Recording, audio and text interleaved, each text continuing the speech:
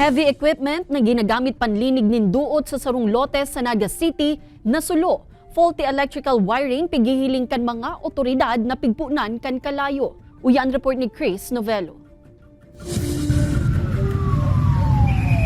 Nagpuon sa maitom na asohas sa Maricas na kinakaning kalayo ang heavy equipment na ini sa Barangay Del Rosario, Naga City pasado alas 10 kasubagong aga.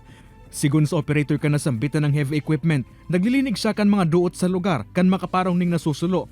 Asa sa nahiling niyang nagkakalayo na aniraron na parte kan bulldozer. Sabi ko, ba di ko na so baterya? Sabi ko, parahiling ko na sa baterya.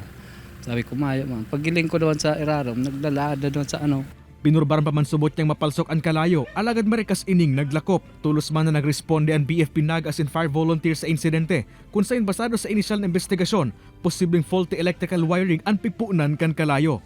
Naparong niya lang si Inot, pero pig-check niya din, baka ngayon nag-overcharge ng baterya, pero kung chinek niya, okay pa man.